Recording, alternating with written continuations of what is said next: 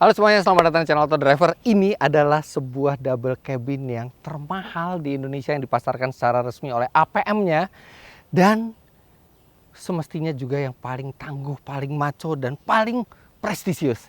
Inilah Jeep Gladiator.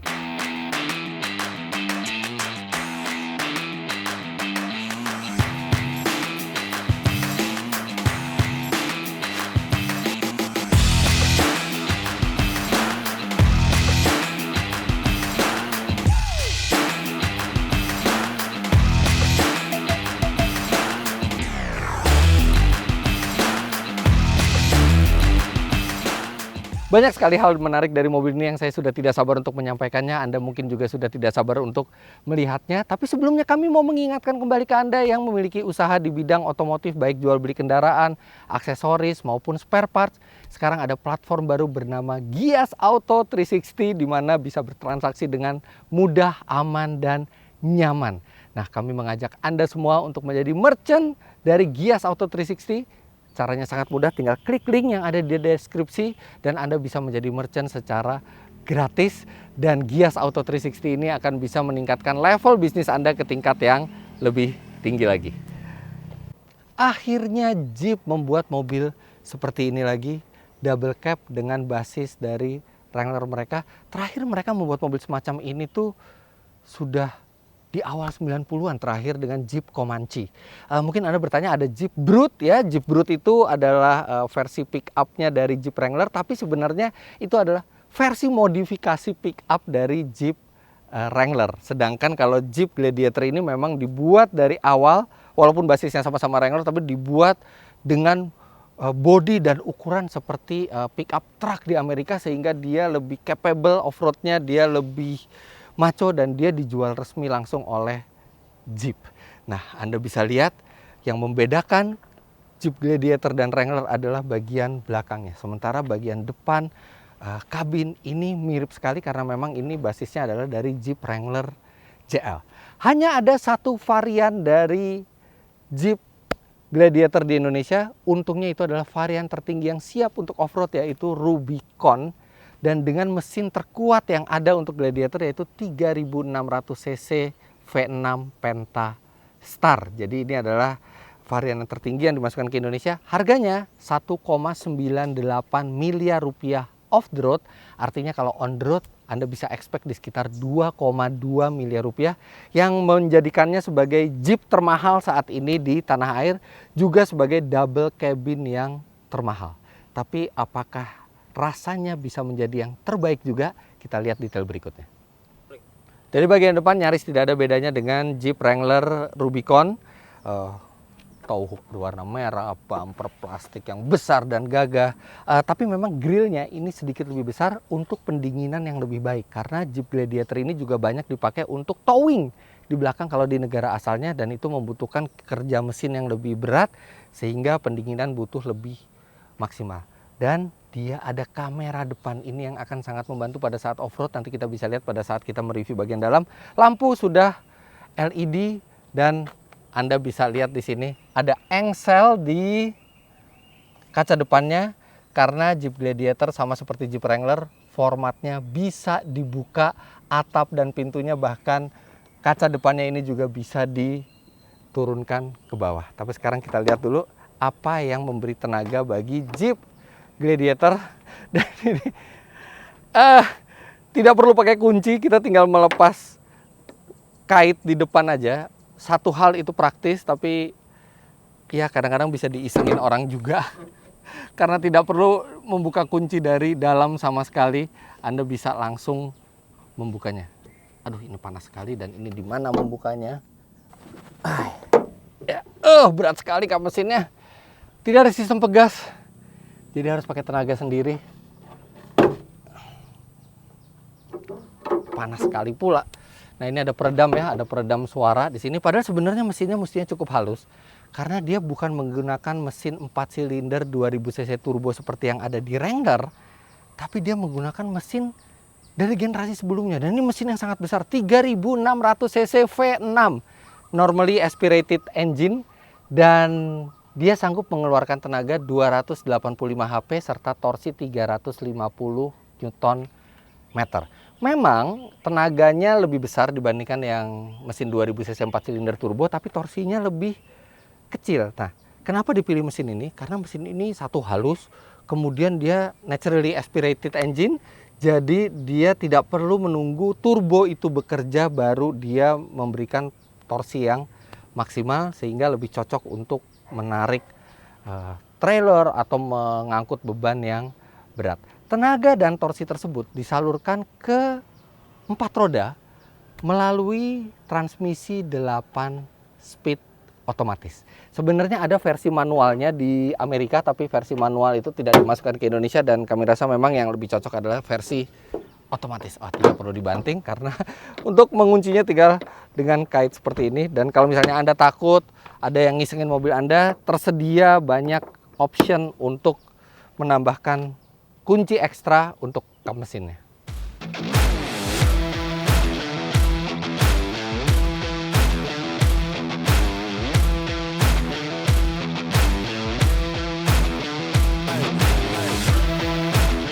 Mobil ini panjang sekali, bahkan lebih panjang dari sebuah Mercedes-Benz S-Class long wheelbase sekalipun.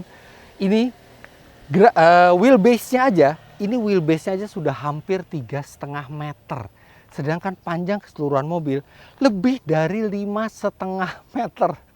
Tinggi mobil ini juga mencapai hampir 190 cm dan ground clearance ini 254 mm. Wow, ini raksasa sekali ini mobil.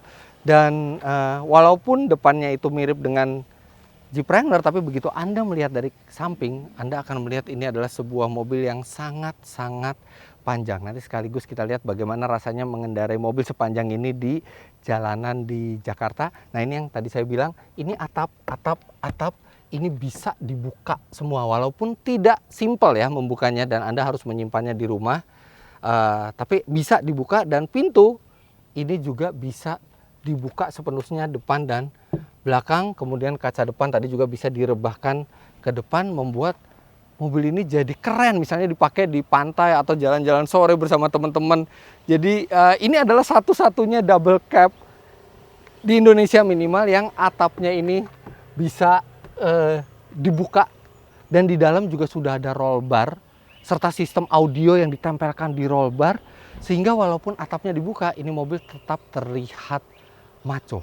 Dari depan maco, dari samping walaupun panjang sekali juga masih terlihat maco, apalagi bannya sudah menggunakan ban MT, dan suspensi ini menggunakan suspensi yang khusus off-road keluaran dari Fox, dan jelas sekali terlihat tulisan Fox-nya di suspensinya. Peleknya juga abu-abu tua yang doff seperti ini. Ini mobil maco sekali dari depan dan dari samping. Bagian belakang mobil ini juga tidak kalah maconya dibandingkan depan dan samping. Walaupun ini jenisnya seperti pick up atau truk, tapi tetap terlihat maco sekali. Ini lihat, tow hook-nya 2 di kanan dan kiri, dan warnanya merah. Kemudian logo Jeep abu-abu doff di sini dengan gagahnya, dan lampu ini juga masih mirip dengan Jeep Wrangler yang JL. Serta untuk 2021 ini tersedia cover.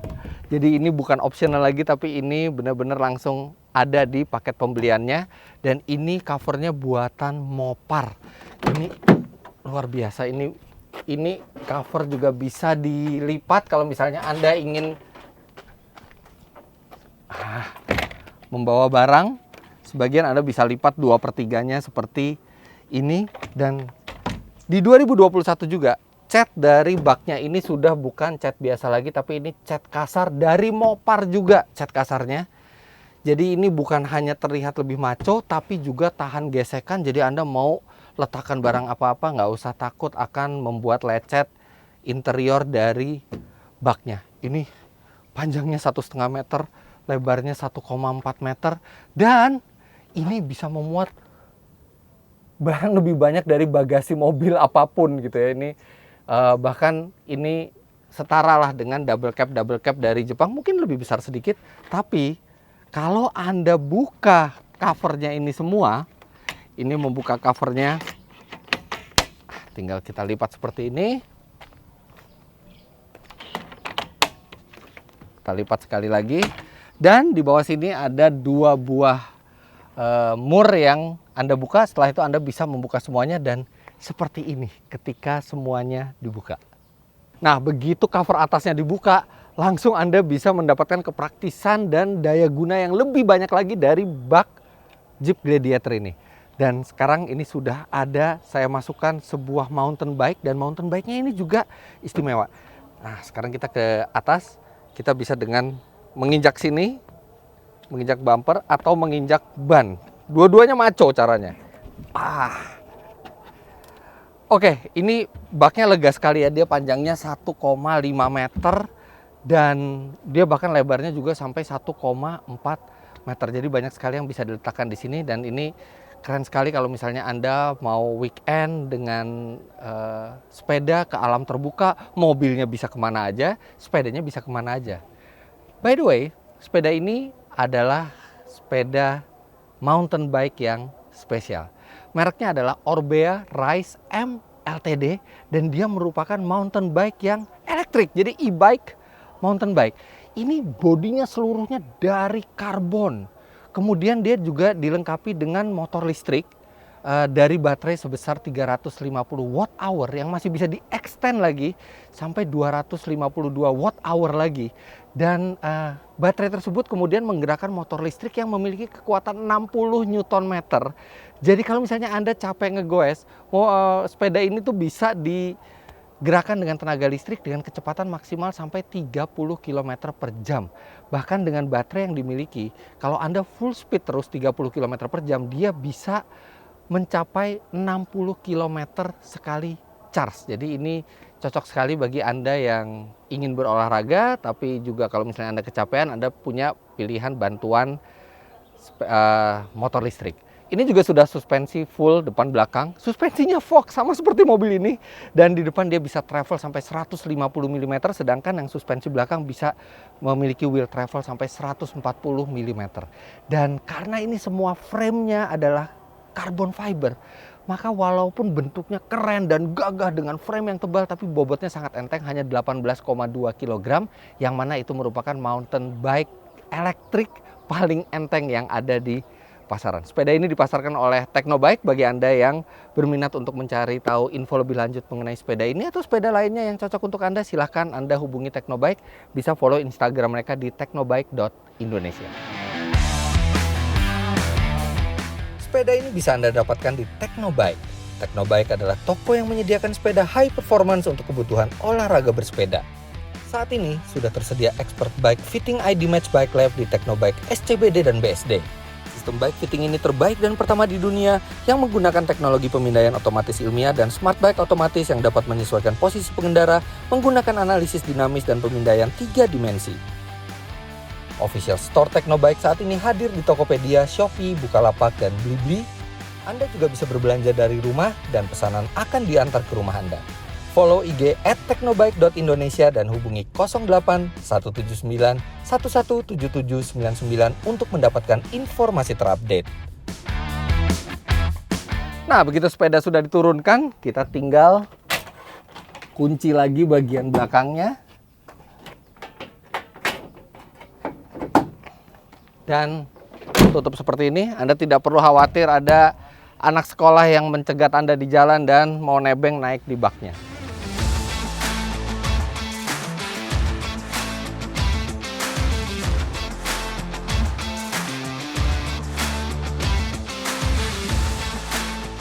Mobil ini dibuat untuk bisa menerjang segala medan, adventure, bertualang bersama teman-teman atau keluarga. Makanya di belakang ini, walaupun pasti Anda tidak akan expect sebuah kenyamanan seperti SUV atau seperti sedan di sebuah double cabin, tapi ini masih lumayan. Ini posisi berkendara saya tingginya 177 cm dan masih lega ruang kakinya. Kemudian ada ruang untuk telapak kaki di bawah, jadi bisa sedikit selonjor, dan headroom juga sangat besar. Wah, ini dia sistem roll barnya untuk menjamin keselamatan ketika atapnya itu dibuka. Dan di sini juga ada speaker, audionya sudah menggunakan dari Alpine, audio premium Alpine yang bisa sampai 552 watt dayanya, dan ada subwoofer juga di balik jok ini. Nah, ini kaca belakang uniknya ini bisa dibuka. Jadi ini mungkin bisa buat dada-dada ke belakang, atau kalau Anda membawa barang yang sangat panjang mungkin bisa ditembusin ke sini, tapi ini unik. Kemudian ini di tengah juga masih cukup nyaman duduknya, karena dia walaupun tegak ya, di sini lebih tegak ini yang tengah, tapi tidak ada channel yang terlalu tinggi karena memang mobil sendiri sudah tinggi. Jadi semua gardan, semua peralatan itu di bawah dari decknya. Oh ya, by the way ini masih pakai sasis ya, jadi belum memakai monokok, jadi masih sasis, tapi memang kekuatannya jadi luar biasa. Itu bahkan di bak belakang saja bisa mengangkut sampai 770 kg. Nah, ini bangku belakang dua-duanya sudah ISOFIX, jadi Anda kalau mau mengangkut bayi Anda dengan child seat bisa. Cup holder besar sekali di sini, dan ada power window kanan dan kiri serta ventilasi AC. Dan di balik kursi depan ini ada strap, nggak tahu ini buat naruh apa, untuk menjepit sesuatu, mungkin bolpen atau apa, tapi ya unik aja desainnya. Dan ada penyimpanan di pintu serta di balik kursi depan. Dan yang istimewa adalah ini kursi bisa dilipat, dan di sini ada tempat penyimpanan. Dan tempat penyimpanan ini bisa dibilang tempat penyimpanan rahasia ya, karena hampir tidak bisa diakses kalau bangkunya itu tidak dilipat, tidak bisa diakses sama sekali. Ini ada penyimpanan kecil di sini, serta satu yang istimewa, ini ada bangku bisa dikeatasin satu, bisa Anda bisa meletakkan barang-barang apapun di sini. Dan di bawah sini masih ada tempat penyimpanan rahasia lagi. Dan tempat penyimpanan ini bisa dibikin lebih aman karena dia bisa dikunci. Di kanan dan di kiri ada penyimpanan rahasia ini. Sini ada dongkrak, sedangkan ban serepnya itu diletakkan di bawah bak. Jadi cukup menarik di bagian belakang dari Gladiator ini. Kiri dan kanan itu yang paling enak, tengah ya buat tambahan aja. Dan dia bisa menjadi, sebentar,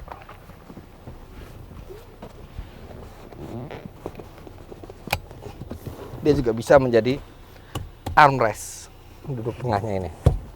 Sekarang kita ke bagian depan. Interior depan dari Jeep Gladiator ini sama persis dengan Jeep Wrangler JL, yang mana itu merupakan hal yang baik karena sangat menyenangkan sebenarnya kabin dari mobil ini. Dashboardnya tuh kaku-kaku Jeep itu, tapi dengan permainan warna doff yang keren serta instrumen dial yang modern dengan tombol-tombol fisik yang besar. Di sini ada buat pengatur AC dan audio. Kemudian Anda bisa mematikan suara atau mematikan layar dengan sentuhan tombol juga. Dan di sini ada auto start stop, kemudian ada stability control sudah standar, parking sensor sudah pasti, dan dia juga sudah dilengkapi dengan cruise control untuk off-road. Jadi cruise control khusus untuk medan yang sangat berat, di mana kecepatan itu dijaga pelan, termasuk di dalamnya juga fitur hill descent control yang bisa menjaga mobil kecepatannya ketika turun yang curam. Kemudian ini layar infotainmentnya tidak terlalu besar, bentuknya kotak, tapi cukup lah size-nya. Dan di sini sudah banyak sekali fitur, sudah ada navigasi, Apple CarPlay, kemudian ada off-road pages di mana kita bisa melihat berbagai macam dial yang berkaitan pada saat kita off-road, kemiringan mobil, bahkan di sini juga ada backup cam, kita bisa melihat ke bagian belakang, dan juga ada forward cam. Nah, forward cam ini yang keren, dia bisa ngeliat ke depan dan di situ ada jejak bannya dan dia mengikuti setir. Jadi dia bisa memprediksi ban kita akan menginjak obstacle yang mana. Ini mestinya sangat berguna pada saat kita off-road. Dan ada fitur juga clean kamera. Jadi kameranya itu bisa disemprot untuk dibersihkan. Jadi interiornya menarik, interiornya juga terasa canggih tapi masih terasa Jeep. Ini yang belum canggih, rem parkirnya. Sayangnya karena mobil ini originally itu dibuat setir kiri, jadi rem parkirnya itu lebih dekat ke kiri. Padahal sebenarnya kalau rem parkirnya lebih dekat ke pengemudi ini akan lebih enak. Tapi kita agak jauh, dan di dekat pengemudi ini ada cup holder serta tuas transmisi yang wow. Ini maco sekali, besar dengan siluet Jeep Gladiator di sini. Saya sangat suka ini tuas transmisinya karena pada saat kita masuk ke D tuh langsung berasa mengemudikan mobil yang maco. Kemudian di sini ada tuas transfernya juga, jadi bisa 2H, 4H auto, 4H part-time, dan 4L. Jadi ada transfer case-nya juga. Serta karena ini adalah sebuah Rubicon trimnya, dia sudah dilengkapi dengan pengunci diferensial di depan dan di belakang yang bisa dioperasikan secara elektronik. Kemudian dia juga bisa melepas sway bar. Jadi stabilizer itu dilepas hubungannya supaya artikulasi roda itu bisa lebih jauh, dan sudah ada mode off-road plus yang akan membuat mobil ini lebih tangguh di off-road, tapi tidak melupakan juga kecanggihan multimedia. Ada USB port biasa, ada aux, dan ada USB-C di sini. Power window ada di tengah, dan setir ini walaupun masih mechanical tapi dia bisa tilt dan teleskopik, walaupun teleskopiknya tidak terlalu jauh. Lampu bisa diatur ketinggiannya, dan walaupun pintu ini bisa dilepas, tapi dia juga sudah dilengkapi dengan power window dan power mirror, electric mirror. Ini sandaran tangannya tinggi ya, proper sekali. Dibuat dari kulit juga, ini trimnya dengan jahitan merah, tulisan Rubicon di sini. Dan di sini bisa, nah ini buat uang ditaruh di sini bisa, dan di dalam sini ada penyimpanan yang besar sekali dengan USB slot juga. Sayangnya laci ini sangat kecil, ya Allah, mobilnya besar sekali tapi lacinya benar-benar mini, bahkan mungkin manual book aja nggak bisa masuk ke dalam sini. Posisi duduk tinggi dan Anda bisa melihat kap mesinnya dan melihat atapnya seperti ini ya, mekanisme pembukanya ini langsung berasa pengen adventure. Kalau gitu langsung saja kita berjalan untuk merasakan bagaimana rasanya Jeep Gladiator sepanjang 5,5 meter ketika berjalan di jalanan Jakarta. Let's go. Seperti biasa, sebelum kami memulai tes di jalan, kami lajukan dulu Jeep Gladiator ini ke SPBU Shell untuk diisikan bahan bakar berkualitas tinggi, yaitu Shell V-Power Nitro Plus. Shell V-Power Nitro Plus dengan standar Euro 4 menjadikan mesin lebih bertenaga, akselerasi lebih cepat, dan performa maksimal. Dengan teknologi Dynaflex, Shell V-Power Nitro Plus memiliki kekuatan membersihkan yang tak terkalahkan untuk melindungi dari endapan yang mengurangi performa mesin. Shell V-Power Nitro Plus, penuh tenaga, akselerasi lebih cepat. Saat dijalankan, langsung terasa perbedaan antara Jeep Gladiator dengan mobil lain. Ya, berbeda dengan kebanyakan mobil lainnya, Jeep Gladiator ini bukan mobil nyaman yang diberi kemampuan off-road, tapi ini adalah mobil off-road yang diberikan sejumlah kenyamanan, makanya masih terasa sekali napas off-roadnya walaupun di jalan raya. Dengungan ban paculnya masuk ke dalam, kemudian bantingannya surprisingly bantingannya nyaman, cukup empuk untuk ukuran sebuah double cabin. Tapi ya konsekuensinya ketika dia berjalan di kecepatan tinggi, mobilnya goyang, terasa kurang stabil gitu rasanya. Apalagi dia juga tinggi. Jadi di jalan tol tuh paling enak ya 90 sampai 100, tapi tidak untuk bermanuver ekstrim, pengendaliannya tidak presisi.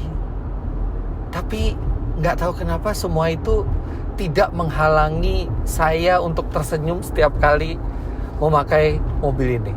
Kalau kata anak-anak Jeep tuh, it's a Jeep thing you will never understand. Ya, jadi mobil ini rasanya Jeep sekali.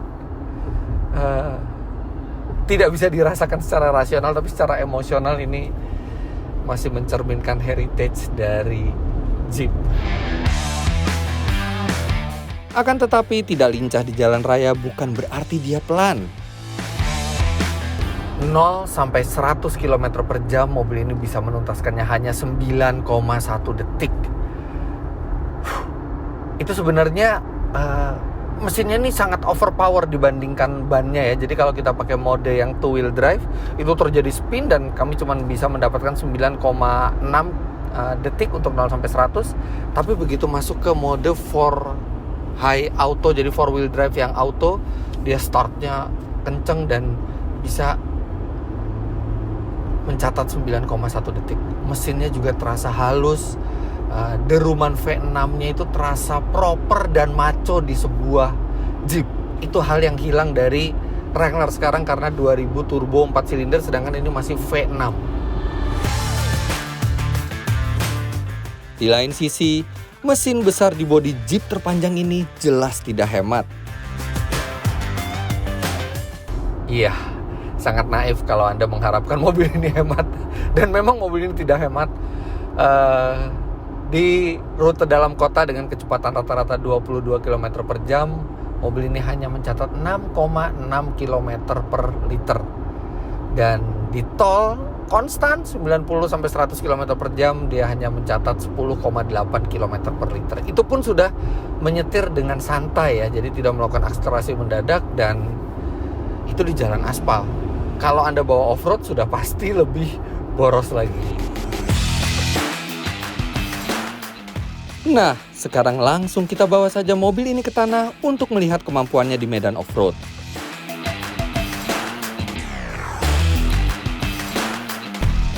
Iya, di medan off-road ini termasuk salah satu yang paling nyaman ya. Bantingan suspensinya tuh empuk gitu. Nggak terlalu empuk amat gitu ya, tapi nggak bikin badan kita tuh nggak sakit lewat jalanan kasar off-road. Kemudian sistem 4x4-nya dengan locker depan belakang memastikan dia mendapatkan grip yang maksimal di berbagai kondisi. Kemudian yang paling membantu menurut saya adalah trail cam depannya. Jadi ini bisa membuat Anda itu tidak takut untuk off-road sendiri, karena ada yang bisa memperlihatkan ke depan posisi ban Anda di mana, dan ban Anda akan menginjak yang mana. Yang biasanya seharusnya itu butuh navigator, tapi di mobil ini navigator itu digantikan oleh kamera ke depan dan ke belakang kalau kita mau mundur. Mobil ini tidak diragukan lagi kemampuan off-roadnya, tapi harus jujur, kalau dibandingkan dengan Jeep Wrangler, baik yang 4-door maupun 2-door, memang mobil ini lebih tidak fleksibel. Kenapa saya bilang begitu? Itu masalahnya ada di wheelbase-nya yang sangat panjang. Wheelbase yang hampir 3,5 meter itu membuat broken angle atau sudut off-roadnya yang di tengah-tengah seperti di gambar ini, itu sudutnya tuh landai. Berbeda dengan Jeep Wrangler 2 pintu atau 4 pintu yang dia lebih pendek, dia angle-nya lebih besar. Walaupun approach dan departure angle dari mobil ini memadai ya, tapi begitu Anda melewati gundukan yang tinggi, itu Anda lebih mudah untuk menyangkut di tengah. Jadi tidak bisa off-road yang terlalu ekstrim, bukan karena kemampuan drivetrainnya, tapi karena memang panjang dari mobil ini. Tapi dengan sistem 4-wheel drive yang tangguh, kemudian locker depan belakang, serta dalam kondisi standar itu sudah memakai ban yang seperti ini, saya bisa bilang bahwa Jeep Gladiator adalah double cabin yang paling siap off-road yang ada di pasaran sekarang. Bukan hanya yang paling tangguh, tapi juga yang paling bergaya. Dan somehow, walaupun harganya di atas 2 miliar rupiah, tapi Anda tidak merasa takut atau tidak merasa sayang off-road dengan mobil ini. Ya disinilah memang keunggulannya. Asal hindari gundukan tinggi aja, yang lainnya bisa dilibas dengan mudah oleh Jeep Gladiator ini. Mesin NA juga enak buat dipakai off-road karena tidak perlu menunggu boost turbonya itu baik baru tenaganya keluar. Dari bawah juga tenaganya itu rata dan terprediksi. Nah, seperti ini dia nyangkut, dan ya untungnya sistem locker dan 4-wheel drive-nya bisa mengembalikan Anda dengan mudah. Ini juga kalau pakai 4low bisa benar-benar merayap mobil, dan itu dipadukan dengan cruise control yang buat off-road ini benar-benar tuh.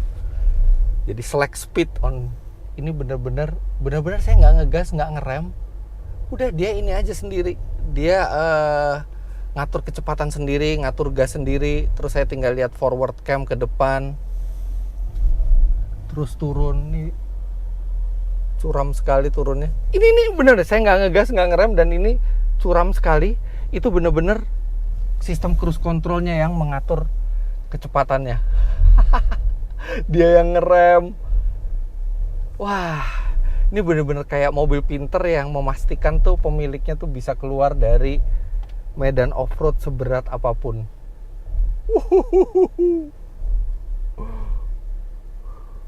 Ini miring sekali.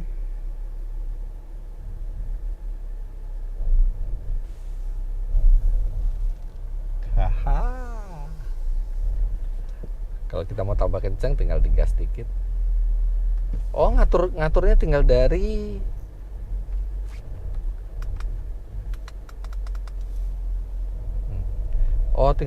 tombol di setir. Nah,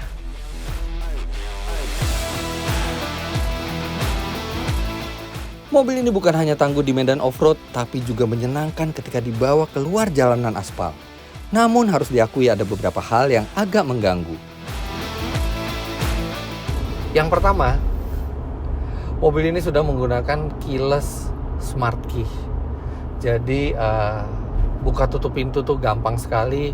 Kemudian kap mesin bahkan tidak ada kuncinya sama sekali. Tapi yang mengherankan, bensin tutupnya masih harus dibuka menggunakan kunci. Kenapa nggak langsung mengikuti kunci pintu saja gitu? Kenapa mesti? Mungkin ada alasannya, tapi saya merasa itu menjadi tidak praktis ketika di pompa bensin harus memakai kunci. Kemudian ini bukan salah mobilnya sih, tapi karena dia dijual di Indonesia dan dengan adanya bak di belakang, artinya dia butuh KIR, yang artinya Anda mesti mengurus surat-surat secara berkala, bukan hanya STNK tapi KIR juga. Kemudian pada saat off-road itu yang agak merepotkan adalah spion elektrik yang tidak bisa dilipat secara elektrik. Jadi ini cuma elektrik untuk pengaturannya, tapi melipatnya masih harus manual. Kalau yang kanan oke, gampang, tapi yang kiri itu agak jauh, dan kadang-kadang melipat spion itu berguna pada saat kita off-road. Kemudian satu lagi yang agak mengganggu adalah kaca spion ini sebenarnya sudah memakai anti silau, tapi anti silaunya itu tombolnya tidak ada di kaca spionnya, tapi tombolnya dimasukkan ke entertainment system. Jadi kita harus mencari dulu, baru kita aktifkan mirror dimmernya. Kenapa nggak langsung di sini? Di sisi lain, ia juga punya sejumlah hal yang menyenangkan. Yang pertama, walaupun mobil ini sudah sangat canggih, dilengkapi dengan layar sentuh yang besar di tengah, tapi tetap dia mempertahankan tombol fisik untuk AC dan audio, dan ini sangat memudahkan. Sudah gitu besar-besar juga tuasnya, sangat mudah. Tombol fisik itu agak sulit tergantikan dengan tombol sentuh. Kemudian yang kedua, seperti yang tadi sudah saya bilang, mobil ini memiliki paket off-road yang lengkap. Mungkin dia tidak seperti Land Rover atau Range Rover yang ada mode mud, gravel, sand. Dia masih mekanikal semua. Seperti tuas transfer case-nya juga mekanikal, tapi dia dilengkapi dengan pengunci diferensial, pelepas stabilizer, sehingga ban itu artikulasinya bisa jadi sangat ceper sampai sangat jauh karena tidak terhalang oleh hambatan dari stabilizer. Tapi sistemnya masih mekanikal semua, yang ini terasa lebih maco mengoperasikannya dan juga lebih awet mestinya. Lantas mobil ini tidak melupakan konektivitas terkini. Dia memiliki fitur Apple CarPlay, dan yang menyenangkan, Apple CarPlay itu bisa diakses dari gadget Anda menggunakan USB-C atau yang USB biasa. Jadi lebih fleksibel. Serta tentu saja kalau Anda ingin bersenang-senang dengan teman-teman ke pantai, ingin menikmati udara bebas lebih maksimal lagi, ini atap semua panel bodi bisa dilepas dan ditinggal di rumah.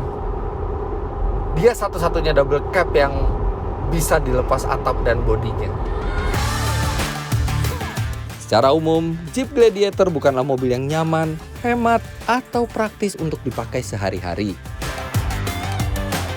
Ya, walaupun mobil ini bentuknya seperti mobil pekerja, bahkan di belakang juga bisa mengangkut sampai 770 kg. Tapi nyatanya ini bukan mobil untuk dipakai kerja atau dipakai sehari-hari. Anda harus memperlakukan mobil ini seperti mobil hobi. Sesekali dibawa mungkin di weekend, ke alam terbuka, dia bisa membawa Anda kemana saja dengan teknologi canggihnya juga semakin memudahkan Anda. Dan adanya bak di belakang membuat ketika Anda berlibur, Anda bisa membawa barang lebih banyak lagi, atau mau camping, bisa barang lebih banyak dibawa dibandingkan Jeep biasa. Tapi ini bukan mobil yang akan menyenangkan, hemat, atau praktis dipakai sehari-hari. Ini adalah Jeep murni. Mau bentuk seperti apapun, dia tetap membawa heritage dan kemacoan yang absolut. Jadi walaupun tidak dipakai setiap hari, tapi pada saat Anda memakai Jeep Gladiator ini, Anda bisa tersenyum dan merasa maco.